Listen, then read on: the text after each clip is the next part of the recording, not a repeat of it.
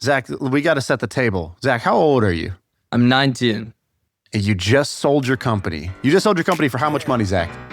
Yeah. I feel like I can rule the world. I know I could be what I want to. I put my all in it like no days off. On the road, let's travel. All right, what's up? Zach, you're here, 19 years old. The last time you called on this podcast, you were in high school. I think were like between third and fourth period or on lunch break, and you did a podcast recording with us in front of, 250,000 people or something like that. And now we fast forward, a year and change later, and you just sold your company. You just sold your company for how much money, Zach? I can't reveal how much we sold for, unfortunately, but I could tell you that right before selling, we finished 2025 having done $30 million in revenue. And now the company's grown. In January, we just did 5.7 million in revenue. 5.7 million in January. So if you were to multiply by 12 and say like what we could do this year, you're talking about like a 50 million plus revenue company, but 30 million last year. Dude, that's amazing. Like, just the way you say it so calmly and like a grown up. But like, can we just take a second, Sam, just to be amazed and just give the kids some props? Like, that is incredible. You're a teenager who built an app with your friends, got it to 30 million in annual revenue, and sold your company just now to MyFitnessPal. And last time we talked to you, you were on I think literally your lunch break, and you were in high school. I know that you were applying to college, and on the podcast you were like saying, "I think I'm going to go to college." Are you like on your lunch break at college now? Is that where you are? Are you at a dorm? I mean, I'm not gonna lie. I've missed like many classes this semester. Yeah. I'm at the University of Miami. I am a freshman, but yeah, okay. So you're a freshman at Miami, and I believe, by the way, I remember being outraged on Twitter by this. I think I was one of your defenders here, where you applied to a bunch of colleges you wanted to go to, and you got rejected, which is insane to be a teenager who's got an app that's doing tens of millions in revenue, and the college admissions office was like, we didn't like your essay or whatever. Your SAT score doesn't show that you're exceptional. Obviously, you were exceptional. Can you tell that story of maybe facing a little bit of rejection and how that felt? Yeah.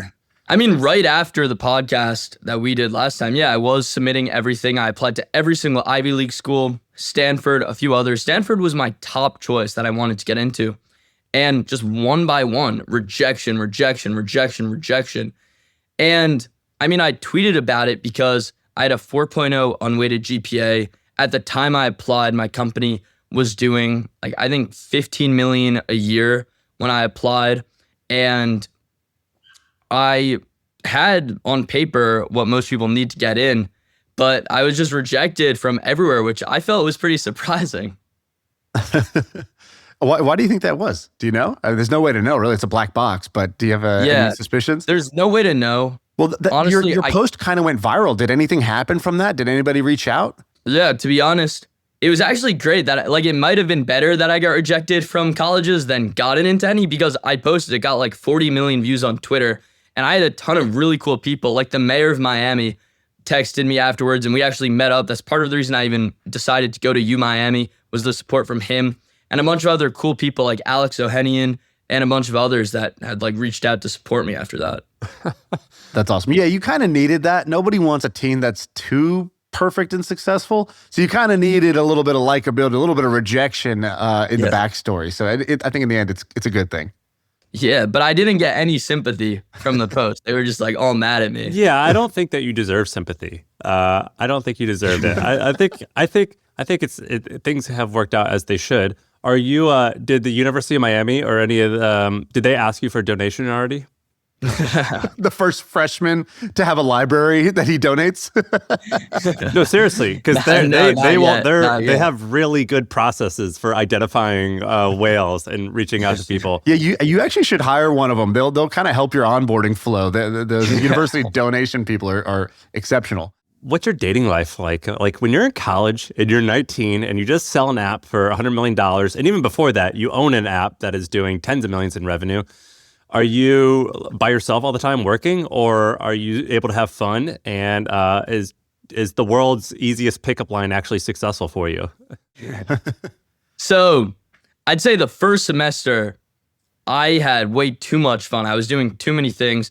we had thrown a bunch of parties, me and a couple of my other entrepreneurial friends who were living in Miami with me at the time. We all moved into this house together. And so every couple of weeks, we'd throw a house party. And I'm not going to lie, it was definitely, like, I had a lot of aura throwing these parties, and the word got around the college that this is like they called me the Cal-AI guy or Calorie Boy. Those were like my nicknames.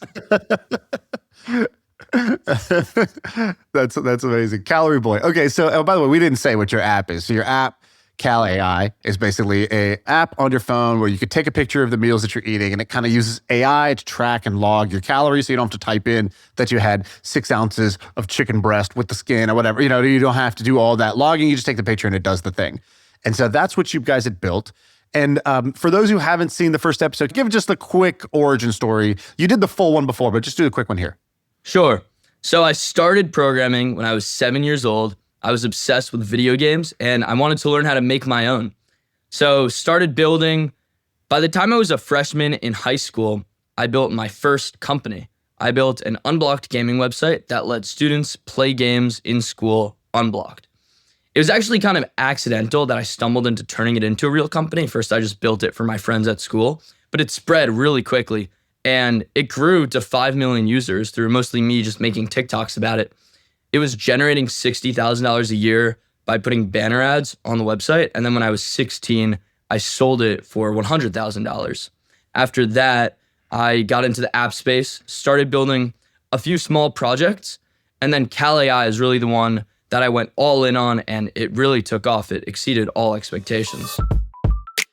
All right, guys, here's the thing about side hustles. Everyone wants one, but most people overthink about it and they never actually launch anything. But because of AI, you can go from idea to your first sale in only 7 days.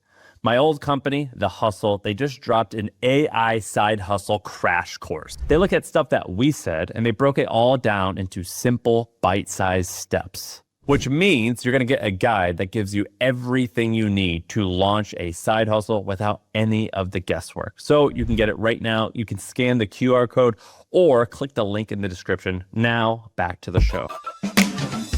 And you you're not like, you started programming early, but like, you're not Albert Einstein out here. You're not Mark Zuckerberg. You're not a prodigy in terms of coding, correct? Like, what makes you unique, it seems like, was the blend of good enough at building, and then good enough or great at marketing, and just being an entrepreneur. And the combination is what's important. I think that's important to call out, because I remember when I was on the come up, I sort of had this misconception that I needed to be some sort of 900 IQ gigabrain in order to enter a space. And what I didn't really realize was that, if you just even if you know nothing today, if you just give it 6 months of full focus, you'll be good enough to be dangerous. And that's kind of all you need at one of the skills. And you just got to stack 2 others. And it's the combination of the skills that's really valuable, not having to be world-class at any one thing. Was that your experience, or was it different?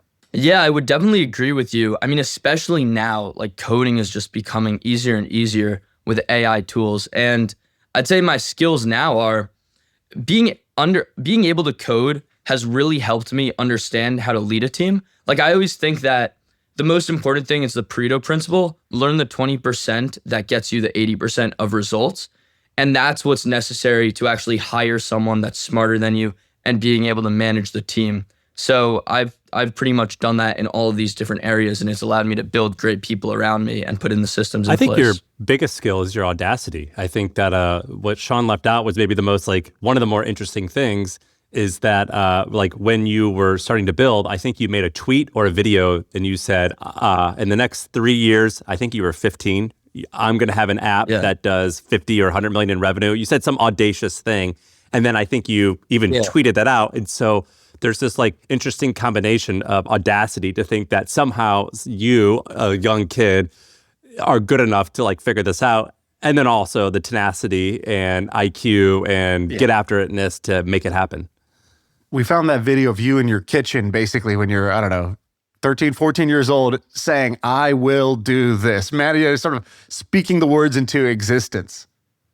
Yeah, I mean, it was honestly pretty crazy, like, looking back that I did that. My plan was that I was going to make a YouTube series out of it, but I just made that first video saying that I was going to make $1 million before graduating high school. That was my goal. And I kind of from a young age, always believed in my heart I was going to do it. I wanted it so badly that I needed it to be true. And I think self-belief has gotten me so far because it's helped me get over so many points of life where I could have just said like, if no one, like, I have to go to college before I'm able to do this. Like, I have to take a class. I have to get a degree. Like, no way I could do it before. But no, I always believed, like, I can do it. I can do it You forgot now. to add the per week. I want to make $1 million before I graduate high school per week.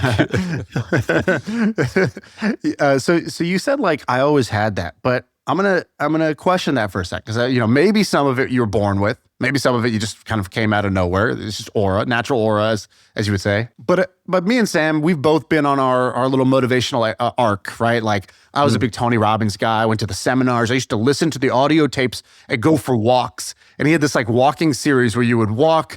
And he'd be like, all right, every 4 steps, you're going to say this thing. You're going to believe this. I'm going to ask you this question, whatever comes to your mind. And it's, I got Tony Robbins in my ear. Yeah. And Sam, I'm sure you had a similar sort of self-brainwashing where you worked on it. You practiced the muscle of self-belief. I'm curious, Zach, I don't know you very well, but I'm curious. Did you work on the muscle of self-belief in any way? Well, it's honestly a great question. Of course I had doubts. Like in my head, I was like shit, like this is a crazy goal. Can I actually do this? And I remember there's this one story when I was really young, I was in the car with my mom and I asked her, like, Mom, if I'm rich when I'm older, I want to do this. I said something along those lines. And then I was like, wait, and I changed it. I was like, when I'm rich, I'm going to do this. And I think I've been always conscious about like shifting my language to a when, not an if, even though of course I had doubts. I was like, can I really do this? But yeah, I had those doubts. And the motivation arc, dude, I used to be obsessed with motivational content. I still am, but not as much. But especially, it was like the year before I started Cal AI, I curated my TikTok For You page. I would only interact with videos of motivational speakers. And so my entire feed was just David Goggins yelling at me, get back to work, and all these other people. And that's actually why I started my first app, which was a motivational alarm clock where you could choose people. Basically, I identified by watching these TikToks, everyone in the comments was like, this got me so pumped up. I want to make this my alarm clock. How can I do that? And there was no way to really easily do that. So then I was like, shit, I want to build an app because I want this for myself too. And all these people clearly want it as well. That lets you set these motivational sounds as your alarm. And so that was the idea behind Grind Clock. Grind Clock. And thus, Grind Clock was born. So Zach. Dude, I would use that now, by the way. So you're rich. What? How do you feel? When did the wire hit? It's March 4th, Wednesday. When did I think you announced this a few days ago? How's it feel? When did the wire hit? We announced it on Monday, but the sale actually took place in December. We couldn't speak about it until now, and so the wire hit the same day it closed. And honestly, like, I'm just gonna be real. The excitement hit me like when they first made the offer, like over the phone. But then I was like, wait, but it didn't happen yet. We don't have anything signed. So quell the excitement. And then it never felt as good as that did. And how long did the process take? And was it miserable or was it all right? Was it smooth? It was honestly much faster than it would normally be. And some of that was like the timing. Like part of the reason we didn't share anything until now is because peak season is January and February. And so we didn't want to really like influence anything with that. Yeah. So real quick, okay, so let's tell the story about the acquisition. And one of the reasons I want to do this is because the acquisition, the exit part of it for any entrepreneur is such a huge deal, right? It's like, literally, it's probably the biggest deal you'll ever make in your life. Most people don't really talk about how it goes down. They don't talk about how it feels. They don't talk about what they did. They don't talk about the ups, the downs, the techniques that actually really made a difference.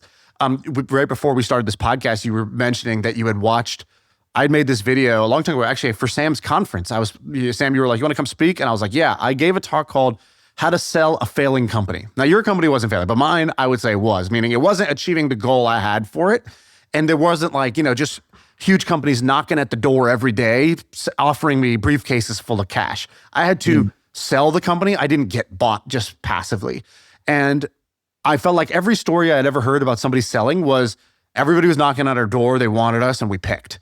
And I was like, well, that ain't me. And so I had to run a process and essentially create an auction, and it had a good outcome, but nobody really talked about it. I think the line, Shaan, is like a bunch of Silicon Valley, like big shots say companies are bought, not sold. And I remember hearing that and I'm like, oh, so people aren't hollering at me all the time, then I'm a loser. And then the reality is that's not the reality. That is the reality for some. Maybe for some people, but for other people, that ain't it. It wasn't it for me. I had to figure out how to sell it, and I shared some of the lessons. So you were saying real quick that you had watched that. That was somewhat helpful for you. But can we talk about that? That's why I want to talk about the acquisition, because I feel like it makes a huge difference. Founders get very few reps. You get very few chances to practice doing it. So it's kind of useful to hear stories of how it all went down. Yeah. Great point, honestly, on that, because going into this, it was my first time with everything. So It was honestly scary and stressful, and I kept overthinking things, but hearing stories was helpful. And by the way, you sold to a company that's owned by private equity. So it's your first time. It's their, they're basically, they're pros. It's like sitting down with Magnus Carlsen for your first game, right? This is what they do, whereas this is your first time doing it. Yeah, 100%. The process honestly started back in May of 2025. It was right before I was like a few months before going to college. And so I kind of was thinking like, you know what? Maybe there's a world where I can be a normal college student and get a normal freshman experience where I don't need to worry about a company at the same time. So let me just talk to some people and see what they're feeling, see if they're interested. So I kind of ran a sales cycle at that point. I made a list of the 10 companies that I felt made the most sense. And out of all of them, we were extremely undervalued, to be honest. And explain the details. You make the list, great. Now what do you do? You email them, call them. How do you, hey, just wanted to see if you maybe would want to do something, right? Yeah. Who'd you do? Corp dev, who'd you talk to, and how'd you talk to them?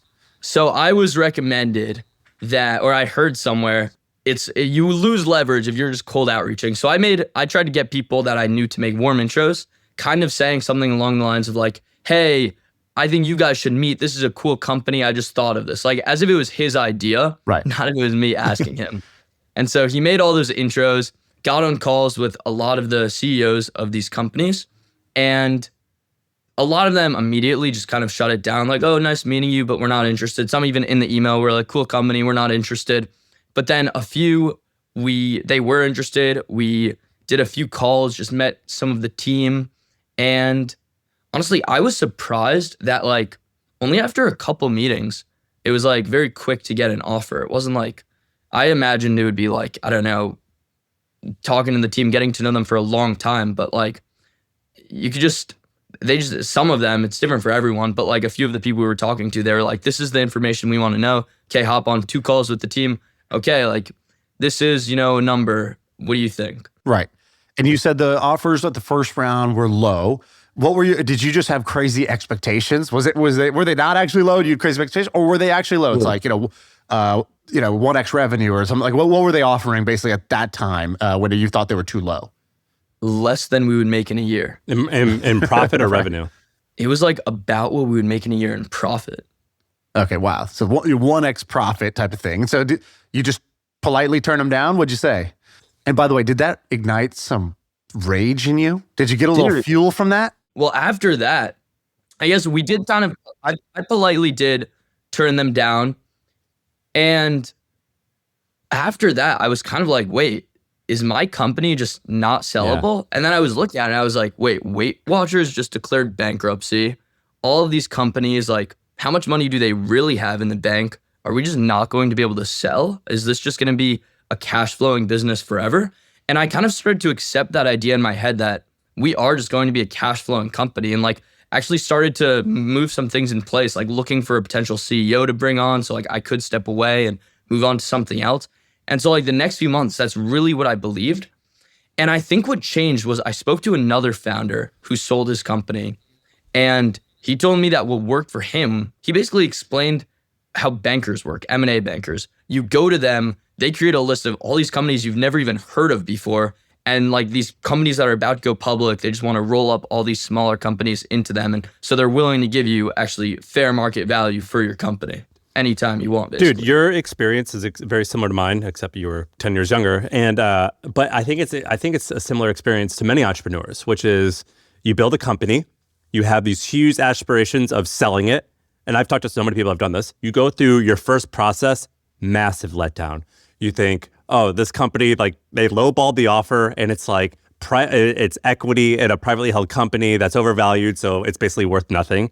Then you go through this process where you got your hopes up, then you're defeated. You're defeated for 10 days, and then you're like, all right, I have to go back to work, and like maybe I'm just going to own this for forever, so I might as well just like build the company to last for forever. Then months later, years later, sometime later, then you get the second round. You care a little bit less, and your company is a little bit better because you've just assumed it's going to last longer. And it's exactly like dating. The second you don't want to date someone or you don't really care, they start coming to you.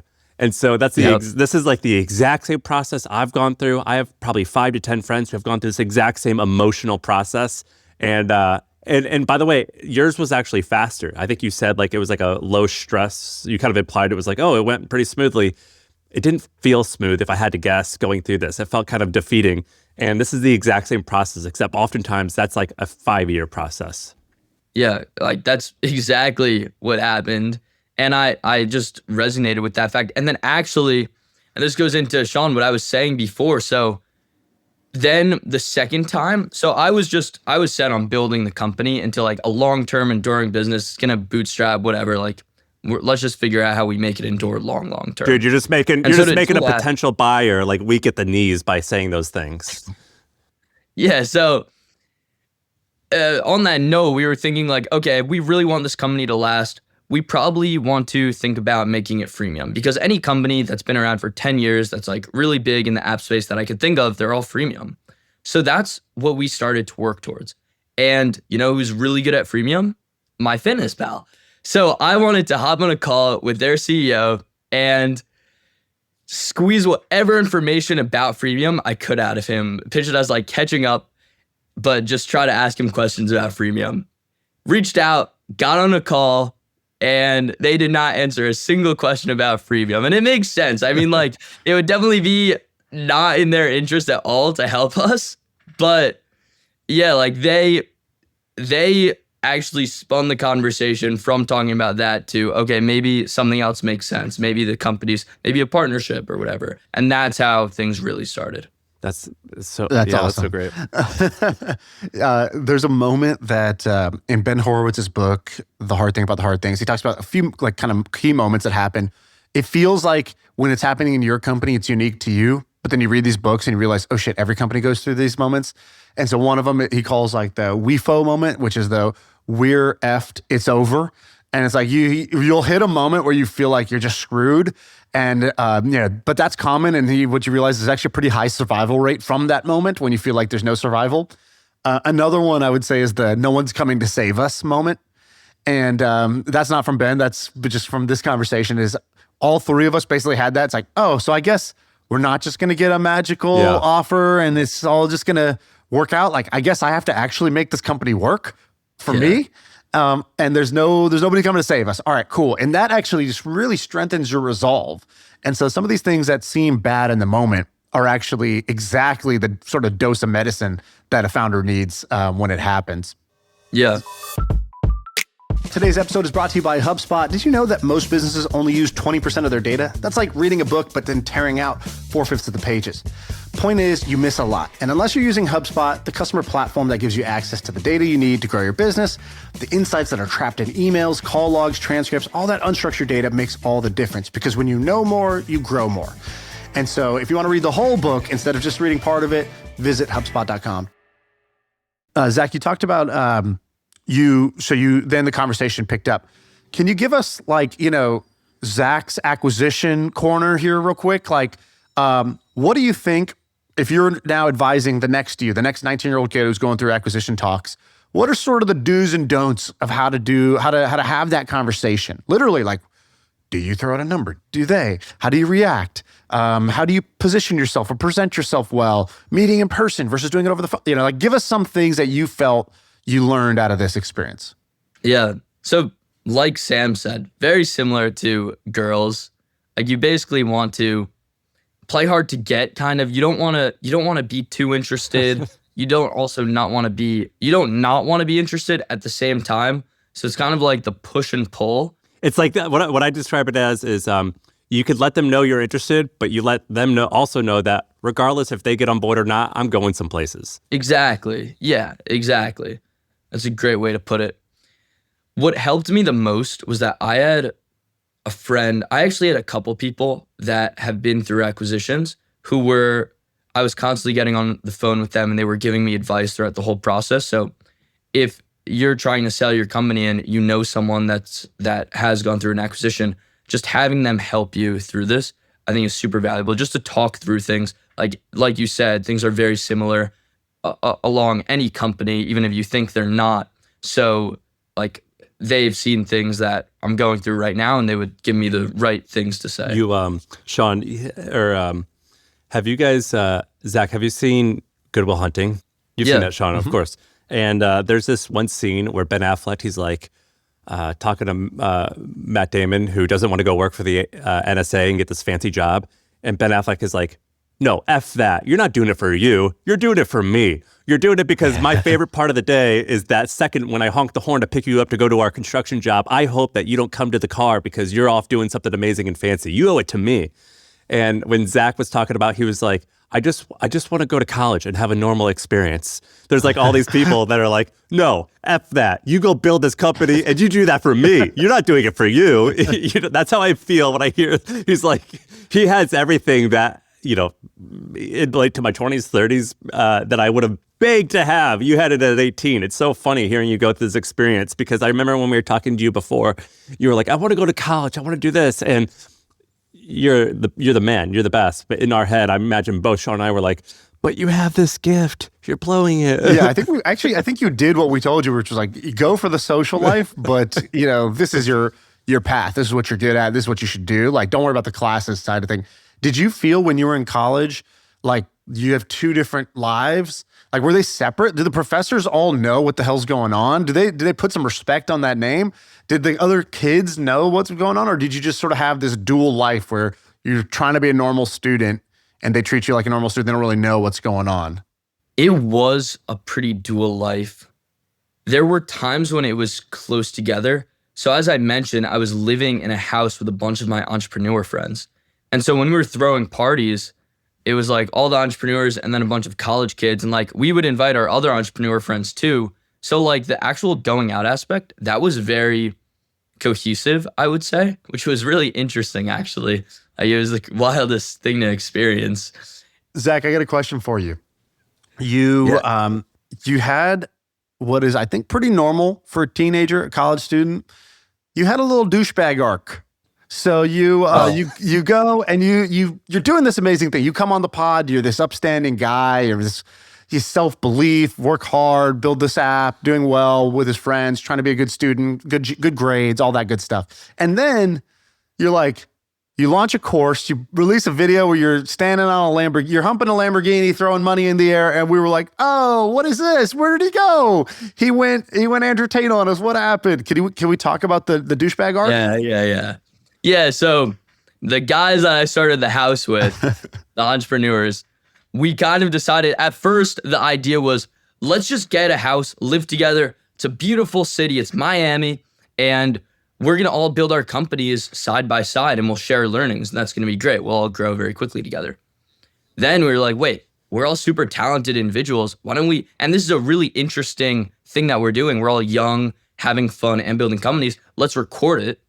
Let's make some content out of it. Then it became, oh wait, hiring videographers and editors and all the back-end systems in place actually is gonna be pretty expensive and take some time. How can we monetize it? And so that's when the idea was like, okay, let's make a course to help other people learn how to make apps too. And then we could continue to do what we do, make cool content, and we're at least breaking even. And a lot of people's criticism on that was like, you're already making so much money. Why do you need to make more? It's because we're business people at heart. We want to break even.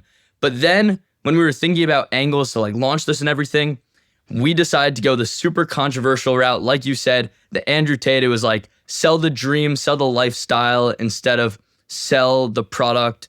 And it was interesting. I don't think it's definitely not a real representation of any of our characters. We very intentionally wanted to rage bait people. But yeah, definitely, I mean, it worked. It took over the Twitter timeline, but it definitely started a lot of beef with people that Might have not been great. Yeah, looking back now, are you like good move, bad move? What's the post game? I think that it makes the story more interesting, but if I were to do something again, I would definitely take a little bit of a different angle. I mean, to be honest, there was no reason to even launch on Twitter, given what we were trying to do. Like the Twitter people were not who we were trying to make videos for. So that was kind of just like our native platform. So we decided to take over. But yeah, I don't think it was like the right strategy. What's the first dumb purchase going to be? Or have you already had your dumb purchases from the cash flow? I guess like you're 19 years old, you just sold your company. You can't say the number, but I'm just going to, I think it probably was a number close to $100 million. That's my guess. So I'll just make a guess for you because you're not allowed to say anything. What's the dumb purchase going to be? You got to do something dumb. What are you going to do? So I already had the car, the dream car I always wanted. That was out of the way. A Lamborghini, the one in the video. Green, yellow. What'd you do? What color did you go with? It's matte black. Matte black. Okay, gotcha. The funny thing is you look like the guys who walk up to a guy in a Lamborghini and say, hey, you're on TikTok, you have a little fake microphone, and you're like, hey, what do you do for work? And it's supposed to be an old real estate guy or like a shipping magnate. But you're also the guy in the car. It's crazy. It's like the Spider-Man meme. Okay, so you got the car already. What do you want to get now? Yeah, I got. You're a Long Island kid. Really You're a watch guy. If I had to guess. I mean, I didn't get in any like crazy watch yet. I'm maybe I'd get a watch, to be honest, soon. Like I do have one, but I'm not like a huge collector of anything yet. However, what I did do, and I wanted to do this for a while, is I kind of threw out, or I'm gonna donate everything in my closet. And last week I went shopping with a stylist and I redid everything. So a whole new wardrobe. And honestly, it's been great. I feel like it's awesome. That's pretty cool. That's such a great move. And by the way, that costs so much less than people think to do something. I did that when I was 24 years old. It didn't, I'm 15 years later. I don't wear any of that stuff anymore, but like it was such a great move. I think at the time, I think I paid something like $3,000 or something for the stylist to come with me for a day or two. Maybe I found like kind of, I don't know. I literally posted on Craigslist originally and got a bunch of applicants. And I just told her, I was like, yo, I don't want to buy like a $500 belt. Like I'm not trying to wear Gucci. Like that's not the goal. Like I just want to look good and have clothes that fit me right. Cause I don't really know how to do any of that stuff. Can you help me out? And it was amazing. It was such a good process. Like I think every young guy who comes into a little bit of money, it's like one of those purchases that sounds a little silly. It's like, you kind of don't want to say you did it, but actually is a great move. Yeah, no, I think it's definitely worth it. So are you working at MyFitnessPal now? Yes, I am. I'm still the CEO of CalAI. How long are you going to work? Do you have an earnout or are you there for 2 years? I can't say exactly on this, but there is a period where I'm staying before I leave. Okay. That's they bought 100% of the company though. Like Yes. They own it now. You don't have to like, it's not like an investment that you then, it's not an investment. It's actually an acquisition. Yes. I looked up the MyFitnessPal CEO. It looks like Mike Fisher. He was at Etsy, so huge company. And then I think if I had to get my West Point like made an article on him, so I assume he graduated from West Point. I think that is going to be really cool for you to learn from this guy. If I had to guess, he's an operator. He's probably pretty rigid and in a good way, and that's going to be like you'll probably learn a lot. Yeah, it's been good so far. We catch up like about once a week, and it's nice. Can you teach us some of the tactical good decisions that made a difference for you and actually building the app, right? We're kind of glossing over the fact that like you built this app. A lot of people build apps, but your app actually started to work and grew and scaled a lot. We talked about this a lot on the first episode about your TikTok strategy, how you basically, would message tons of people, have them create content that would be talking about the app in an organic native way, and then that would lead to awareness and downloads of the app. But are there like small things like, either product decisions or like a marketing hook that you stumbled into that kind of changed the way you guys thought about things? Oh, we thought it should be X. And then actually I remember one day we realized this other thing was the way to do it. Can you tell a story like that? I love those stories. Yep. There were two things here that I would say were crucial to the growth of the business. As I mentioned the last time I came on, influencer marketing is what started us. And it took us really far. We got to about $2 million a month just from influencer marketing. The thing is, after that, we kind of plateaued a little bit. And what really got us over the hump, the next step, was running ads, performance ads on Instagram and TikTok and Facebook. And so I invested a lot more time learning and scaling ads. And that's actually what's fueling most of the growth at this point. So there's a lot of learnings on that. How much were you spending a month? Can you reveal that or no? Well, it's scaled over time. In January, we spent maybe a little over $1 million. Oh, wow. That's pretty efficient then. And I saw a post where you said that you bought like a $400,000 ad with Mr. Beast. And the guest or the host was like, was that profitable? And you were like, I don't know. Yeah, so we did an ad with Mr. Beast. We paid him $500,000 for him to put us in one of his videos. It was basically this contestant that was brought on. He was locked in a gym until he like lost a certain amount of weight. When he was filming the video. We met him while he was filming. We were at his studio. And he's really? Like, oh, my friend has been locked in this gym for 100 days now. He's got 200 more to go. And so we went and visited like him in the zoo. This was like 16 months ago. It was like that's how long they were planning this video. Yeah, that was a wild video. I think it was one of their best performing videos. Yeah, like in a long time when it came out. And so they were making a second video on their second channel, which was like, did he maintain his body weight after the video or did he just regress? And we were offered to sponsor that video. I knew someone that like was on the team, and so he helped us sponsor it. And so they let me fly out to actually see it happen. And then they offered me to do one of the takes to come in and talk about the app. So it was cool. They ended up using that take in the video. I'd say that the results of that right away definitely was a little bit unprofitable. It's always hard attribution because there's no way, like most people are going to the App Store directly and downloading. Not many people are clicking a link. So you don't know exactly how many people went and downloaded. But looking at the time overlap, looking at promo code usage, and a few other metrics that we use to determine this stuff, we probably made $350,000, maybe $400,000 just from that $500,000 promo. And the rest of it, actually, I believe we were profitable long-term. And if we're not yet, we're going to be, because having the brand name Mr. Beast, saying we were in a video, we were able to do way more deals afterwards. We had way more credibility with our brand.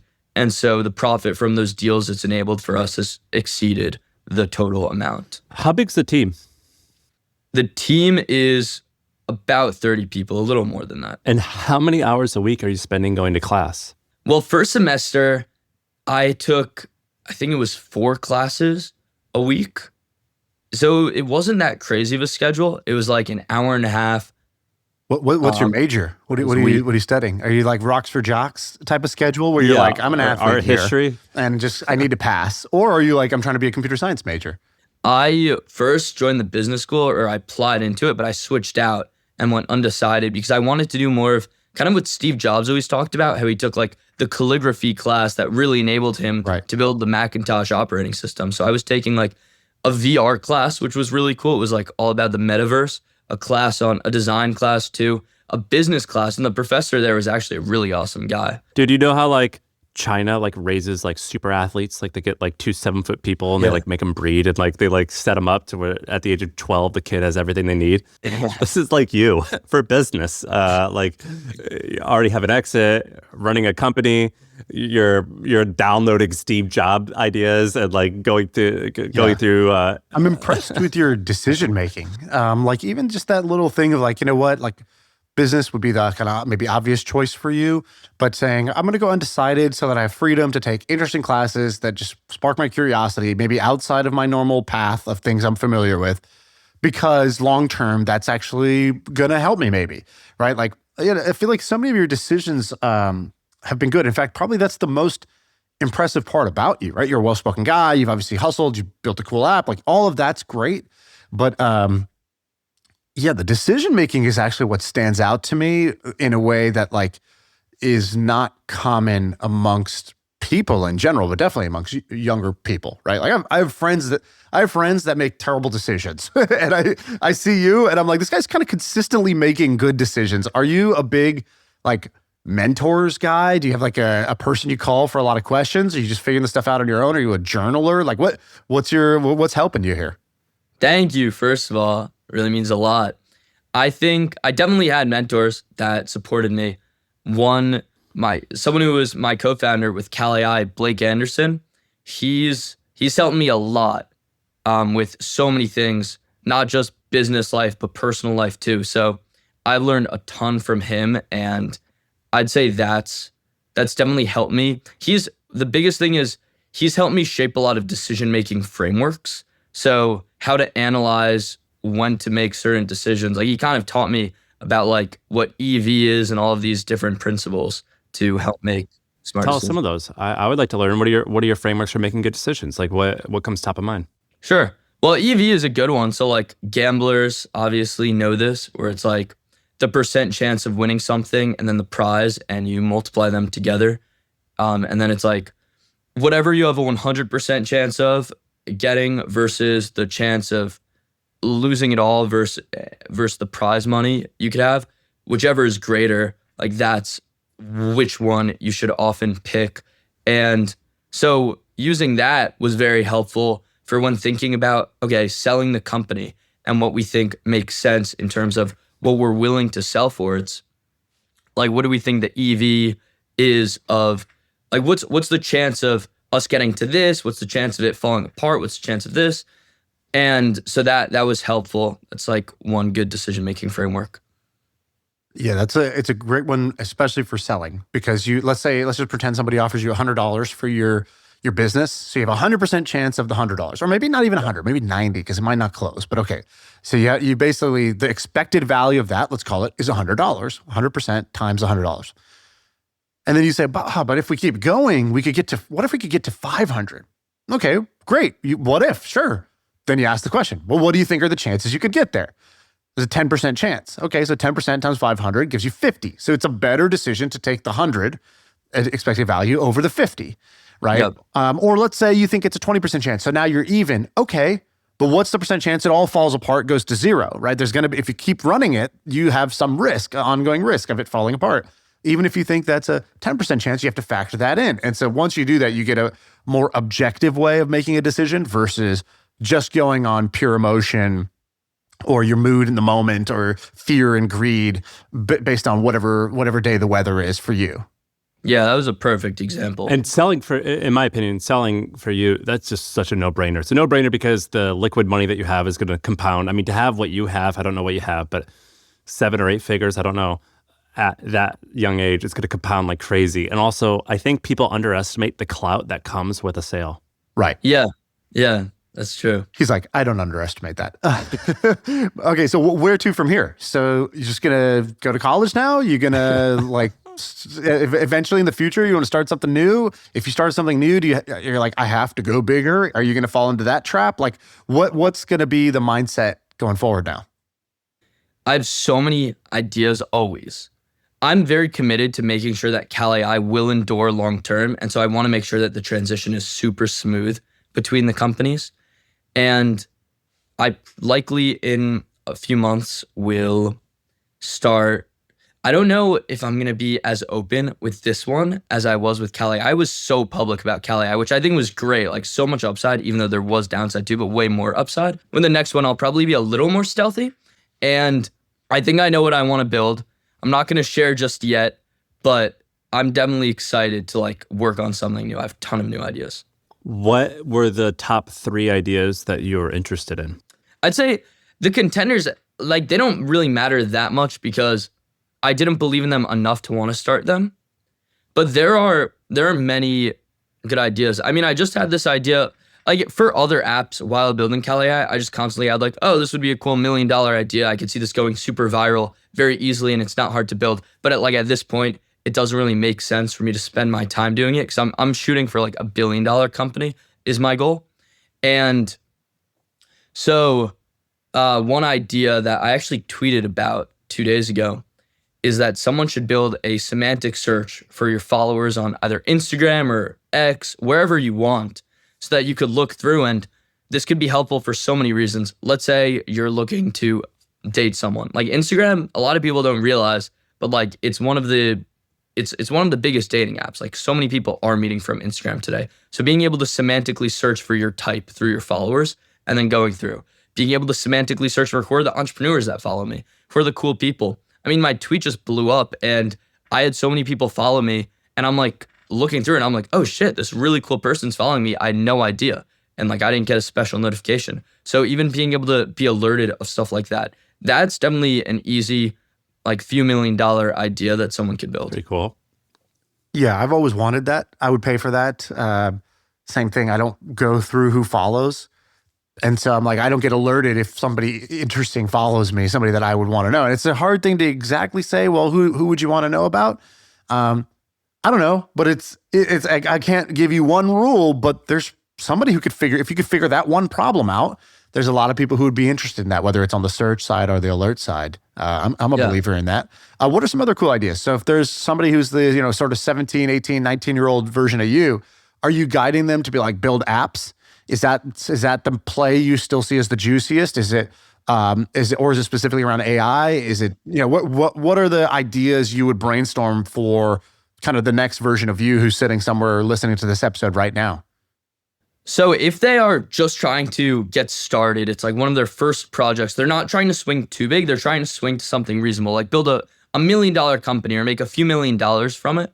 Then I think apps is such a great space to build in right now, because there are so many apps that are just possible to build now, especially enabled by AI. But even without AI, for example, some that have spun up recently, my friend built an app called Quitter.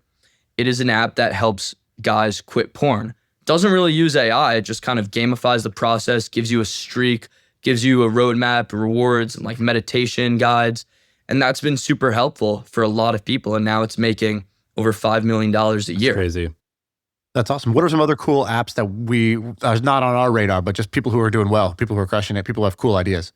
Yeah, did you guys see Claim? No, how do you spell it? No.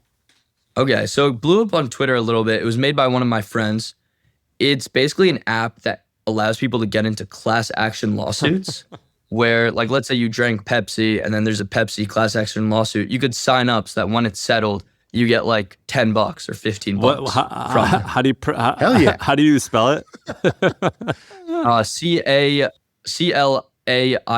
It actually got taken off the App Store, unfortunately, but they made like $1 million in their first 30 days of launching. Claim, make them pay is the... Yeah. What was tagline. when Shaan and I were like 22, there was a app that got released in San Francisco that was amazing. It was called Do Not Pay. And I don't know.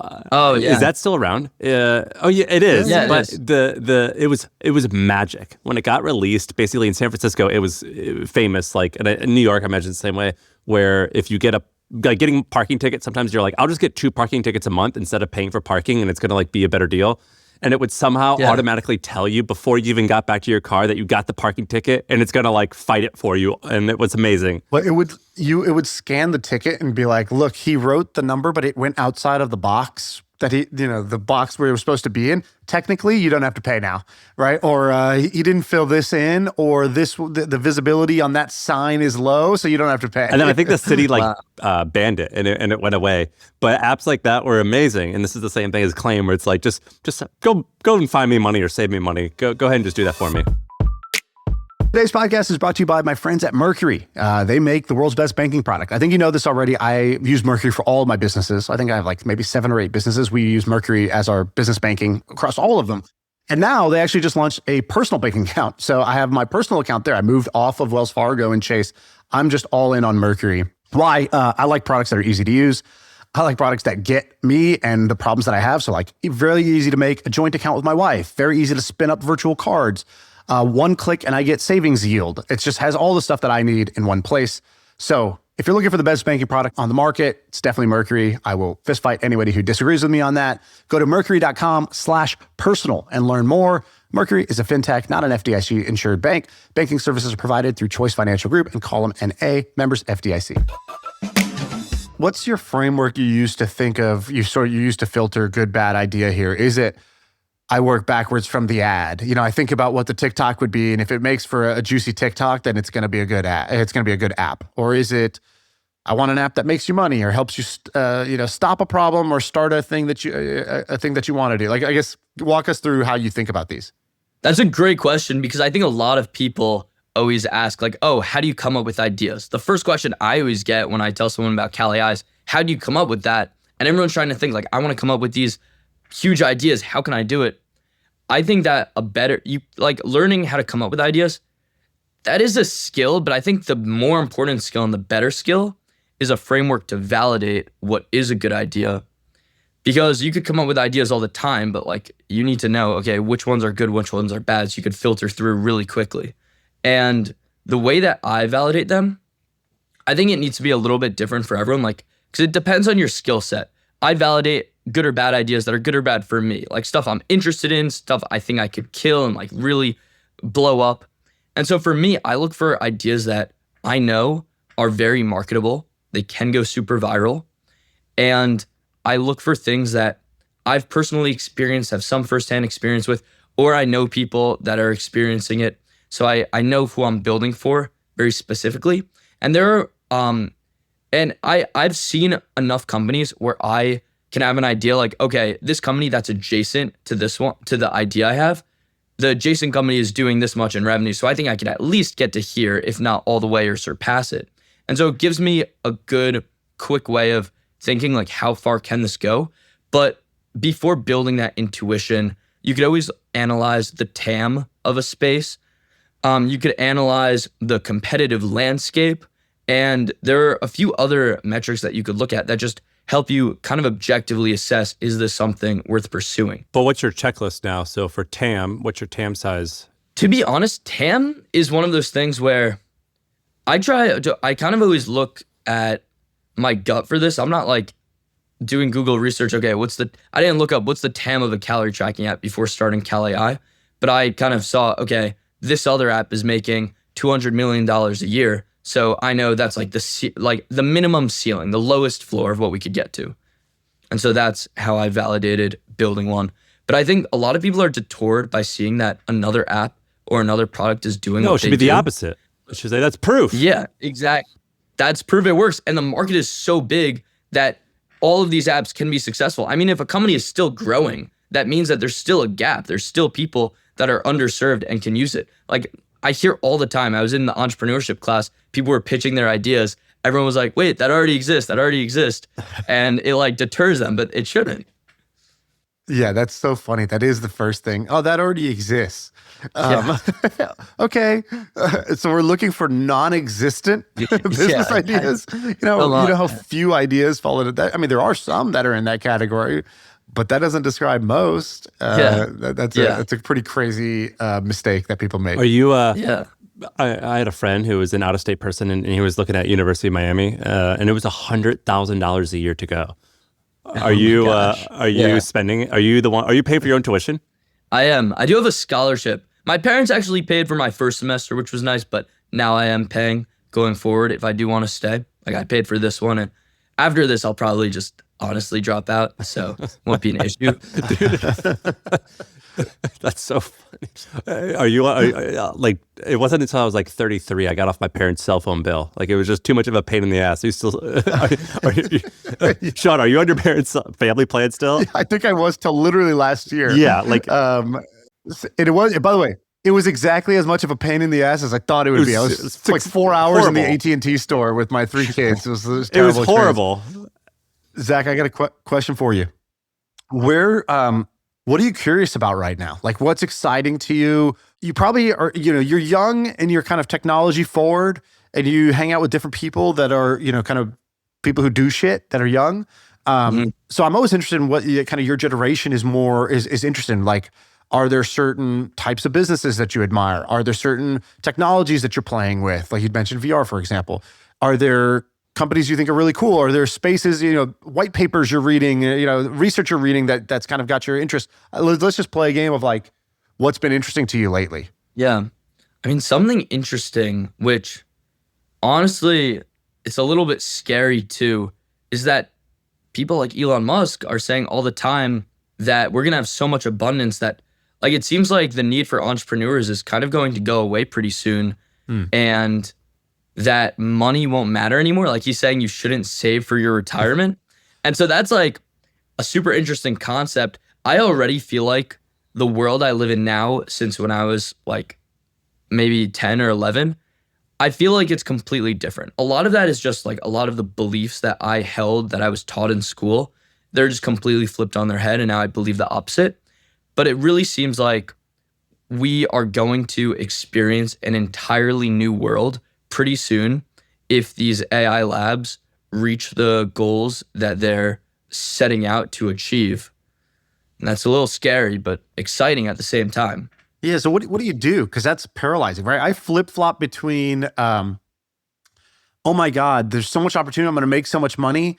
Then an hour later, oh, I'm obsolete. Then the next one, wait, money's actually obsolete, right? Like I'm just flopping between these different extreme, like where's the puck going? And it's very hard to figure out, well, what do I actually do with my time and my energy and my talent now? Like what's going to matter if you believe that it is going to be a whole new world? Okay, so do you just wait? Like, what do you do? Yeah, no, it's honestly a great question.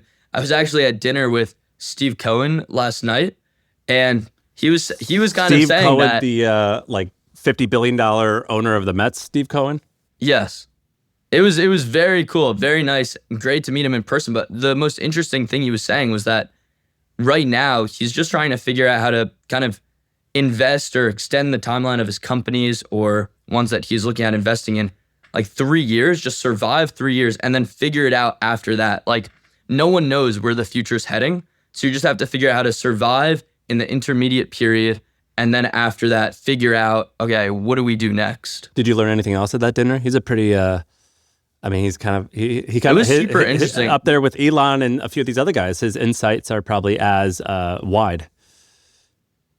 We had very interesting discussions on kind of where society's heading with all of this different possibilities and like the timeline, the chance of it getting there. It seems like it may take, well, what's interesting is a lot of people are thinking about the AI part. Like, okay, we saw the AGI, then overnight everything changes. That's kind of what people are assuming. But the software is one problem.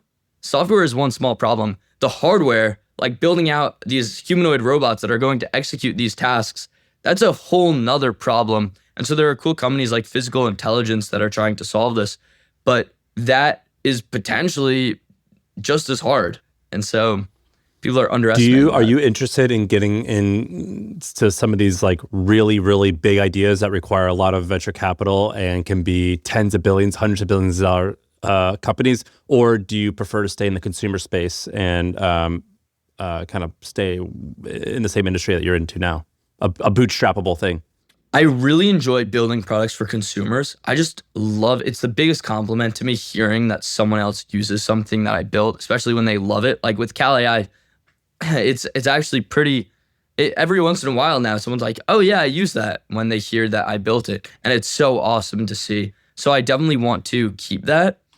I think that whether that's hardware or software though, both are cool. I do definitely want to build a company that does have a hardware component to it. Maybe not exclusively hardware, but something that can be either software or hardware, like both that we sell. Shaan, do you have a take on what he was talking about with AI and like so where do you generally land of when you oscillate from I'm gonna make a ton of money and money doesn't matter? All right, that's a complicated question. So I do think both of the first parts are true of what I said, meaning there's never been more opportunity, and also there's going to be a ton of creative destruction. So meaning, oh my God, there's so much opportunity. Also, man, some of these things I own or operate could get wiped out. I think so. I think both of those are true. Similarly, oh my God, I'm all powerful. I can do so much now with AI. Also, I might be obsolete. Also, that's also both true if I don't actually build up skills to use AI well. If I just think that, oh, I'll be in my little bubble here and I'll just keep doing things the way I've been doing them for the past 10 years when this like new super weapon came out, that's also a little bit silly, right? That'd be like having an army with like muskets or something like that and, tanks and whatnot just got invented. So I think both of those are true. Now, the question that Zach's asking, which is like, so what do you do if kind of AGI is around the corner and that corner is, depending on who you believe, 1 to 15 years away. And, and so what do you do in that situation? Well, there's kind of two approaches. One is you join the AGI race, right? So you go and join one of the labs, you try to build something in that space. Another thing you do is you build something that will be in that'll be wind in its sails, right? So there's some companies that every time the model gets smarter, their product gets better, right? So they're building tools for lawyers, let's say, and every time the models get smarter, they're just better at building things for lawyers. Like their tool for lawyers got more useful. And then there's things that AI can't touch, right? And you're like, okay, so what are things that AI is not really going to touch in the near term? So this is like, real world things, community, religion, gyms, things that are like exercise, right? Like what are going to be the things that people will do are kind of the last man standing in a world where AI gets smarter and smarter, better at doing digital work.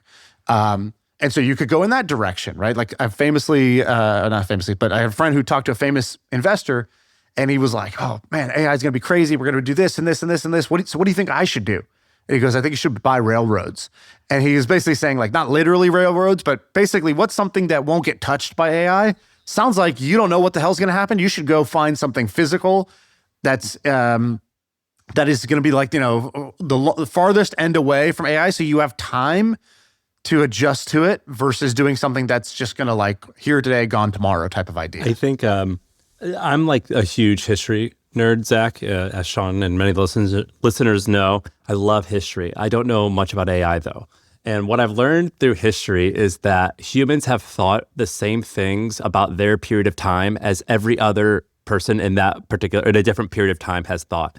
And so there's this like famous story of Winston Churchill, who was the leader of England during World War II. They thought the Nazis were going to take over the world. They thought that he thought the world was going to end. He's like, I think the world actually might end, and this is going to be bad. And that's where he has this famous quote. He goes, if you're going through hell, keep on walking. Like you got to keep on going if you're in the middle of hell. You can't stop you can't stop moving. And generally speaking, great, smart people who are titans of industry and world leaders every decade think that something bad is going to happen, and we've mostly have been fine. There's been a lot of blips in the story, but we've mostly been fine. Yeah. And I tend to be blindly optimistic just because I have faith in human beings that like it's probably going to be fine. It's just going to be like it will be maybe a decade or two of uncertainty and perhaps pain for particular types of people, but in general, it's probably going to work out. Yeah, I think that's a very valid take, honestly. And by the way, if it doesn't end up fine, doesn't matter then. Didn't matter for you. It's over at that point. That's why I invest my money in Chase Bank because of like I all the bank runs a few years ago freaked me out, and I was like, I'm gonna invest all my money in Chase because I don't think it's gonna fail, and if it does, money doesn't matter. Yeah. It's all over that. But I'm not even talking about like the world-ending stuff. It's just kind of like what do you do with your time and your talents in a highly rapidly changing world? And I think you either lean way into it, meaning you join the frontier, you do something adjacent where the more the frontier work advances, your cause benefits, your specific utility benefits, or you go the exact opposite direction and you say, well, that stuff's going to get so abundant, what's going to be scarce? And you go figure out what will still be scarce if that becomes really abundant. If intelligence becomes super abundant, if the ability to get work done, on a computer becomes super easy, that your AI is going to do better than you, right? If drivers are obsolete because the cars drive themselves, okay, cool. What's left? What's still scarce? At the end of the day, and just go in that direction. I think that's a pretty reasonable take. The things that stay scarce seem to be like human connection is one that will stay scarce, and then also like entertainment. So like sports games. Live events, these are things that will be more scarce, because especially when like AI is making like your feed on Instagram and everything you see is just hyper dopamine optimized content. Like right, if everything's fake, then real becomes scarce, and truth becomes scarce. You're right, like with the sports things, because there's already chess bots that play chess better than all the chess players, but we still like to play chess and watch people play chess. Watch humans play chess specifically. Nobody's watching the AI play chess, but we will watch Magnus Carlsen or whoever as just a specific example. And the same thing is true for sports, right? Like running. Well, there's machines that run way faster than humans, but people will still tune into a human running and not a machine running.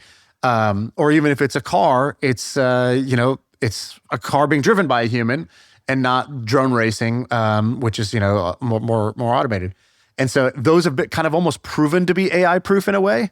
And so it's like it's got some immunity, and you're like, oh, okay, they're kind of immune to that. Okay, it seems like owning a sports team is probably a good type of investment, whereas owning a call center is probably not an investment you want to be in anymore. Right. Zach, a question that we ask a lot of people who make a lot of money overnight, we say, well, what did you do with it? Where did you invest your money? So I'm curious. With that, you don't have to say numbers. You could say percentages. Do you have a strategy? So my strategy is essentially that I want to take. I don't like investing in other people, frankly. I like to invest in myself. I don't want to rely on someone else to multiply my money, like trusting their CEO to make the right decisions to grow their company. I want to invest in myself. So I am putting most of it in the S&P 500, but generally the strategy is I want to take more outsized risks on my own, like putting the funds into my ventures. So that's my plan. I'm going to take money out and put them into my own as I start things. Okay, so you have 100% of a sum. What percent are you going to keep in the S&P, and what percent are you going to put into your own company? So right now, I believe it's 75 or 70%, something like that, in the S&P, something like 25% that's in the money market or bonds, actually, and then a few percentage points like within those that are like scattered, like a tiny bit of Bitcoin, a tiny bit of gold. I believe that's it, really, just those 4 places. And then I'm going to be pulling out of mostly or I guess everything when I need to invest in my companies. So wait, 100% you're going to put in your own company? Not 100%, because I think for the next venture, I will most likely raise money just because now this is kind of like my nest egg. I never need to worry about it. I'm definitely willing to like take risks. But how much? What percent? Like in your head, you're thinking, let's say hypothetically you have $10 million. What percent do you want to put in your new company? Yeah, well, I mean, maybe this goes to the EV question a little bit because it really depends how confident I am in the idea. Like that Elon story of he almost went bankrupt because he split up his wealth and gave half to Tesla, half to SpaceX, and that saved both companies. So if that's what it takes at some point and I'm confident, then maybe that's what it will take. You're an impressive young guy. Is there anything you want to get better? You're like, oh, I suck at this today. I'm really poor at this area. I need to figure this out. What's an area you're trying to grow in? That's a great question. I want to understand the full picture of the world much better. I'm not someone who really understands economic policy well. I don't really understand like GDPs of the world and how that influences things. And building a company like Cal.ai, it doesn't really influence it. But if I'm trying to build like a massive company, if I'm trying to build the next Meta or the next OpenAI, the next Apple, the next Google, I think it is important to understand the general trends of where the world is heading. Crazy, dude. This is like, like there's like that story or that video where Obama makes fun of Donald Trump at like the press dinner, and like there's a meme where it's like, this is when Trump became the villain, or this is when he decided to like run for president. It's so funny that we get to have you on here because we saw your come up. We've now are talking to you when you've definitely have made it. If you accomplish nothing further from here on out, you're going to be a 10 out of 10 massive success. But like we're hearing you where you're at this like fork in a road where it's like, is this going to be Shaan and Sam talking to Elon when he is 20 years old? Because it definitely could be. And you're saying things where it definitely indicates where I'm like, this is going to be a very cool thing to look back on in 20 years or 10 years that we've been able to catch you so early. Thank you. I'm very ambitious. You should end every conversation with that. Goodbye. I'm very ambitious. That's awesome. Zach, thanks for coming on, man. I appreciate you making the time. Thanks for having me. It's always fun. Thanks. That's it. That's the pod. I feel like I could rule the world. I know I could be what I want to. I put my all in it like no days off. On the road, let's travel, never looking back. All right, my friends, I have a new podcast for you guys to check out. It's called Content is Profit, and it's hosted by Luis and Fonzie Cameo. After years of building content teams and frameworks for companies like Red Bull and Orange Theory Fitness, Luis and Fonzie are on a mission to bridge the gap between content and revenue. In each episode, you're going to hear from top entrepreneurs and creators, and you're going to hear them share their secrets and strategies to turn their content into profit. So you can check out Content is Profit wherever you get your podcasts.